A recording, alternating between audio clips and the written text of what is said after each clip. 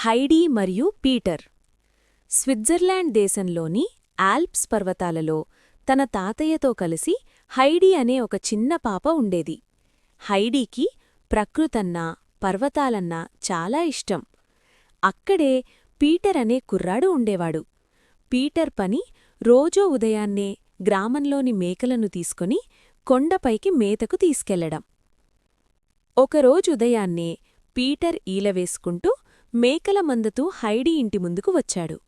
Heidi ఎంతో ఉత్సాహంగా తాతయ్య దగ్గర సెలవు తీసుకుని పీటర్తో కలిసి కొండపైకి బయల్దేరింది. వాళ్లు పైకి వెళుతుండగా దారి పొడవునా ఎర్రటి పసుపురంగు పూలు వికసించి ఉన్నాయి. హైడీ ఆనందంతో, పీటర్ చూడు, ఈ పూలు బంగారంలా మెరుస్తున్నాయి అని అరిచింది.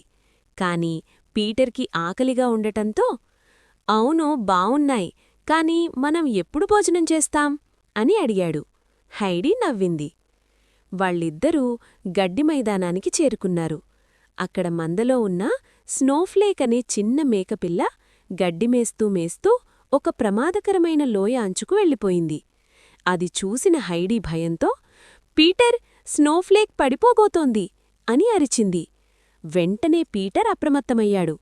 అతను వాయువేగంతో పరిగెట్టి స్నోఫ్లేక్ కాలుజారి కిందపడేలోపే దాని తోక పట్టుకుని వెనక్కిలాగాడు. హైడీ వెంటనే ఆ మేకపిల్లను దగ్గరకు తీసుకుని దానికి కొన్ని రుచికరమైన ఆకులు తినిపించి శాంతపరిచింది. ఆ తర్వాత ఇద్దరూ ఒక పెద్ద రాయిమీద కూర్చున్నారు. హైడీ తన సంచిలో నుండి తాతయ్య ఇచ్చిన రొట్టె మరియు చీజ్ పీటర్కిచ్చింది. పీటర్ మేకల దగ్గర పిండిన తాజా పాలను హైడీకిచ్చాడు. ఇద్దరూ ఆ కొండల అందాలను చూస్తూ తృప్తిగా తిన్నారు. సాయంత్రం అవుతుండగా సూర్యుడి కిరణాలు పడి మంచుకొండలు గులాబీ రంగులోకి మారాయి. ఎంత అద్భుతంగా ఉంది కదా అంది హైడీ. పీటర్ నవ్వుతూ, నువ్వు తోడుగా వస్తే ఈ కొండలు ఇంకా బావుంటాయి హైడీ అన్నాడు.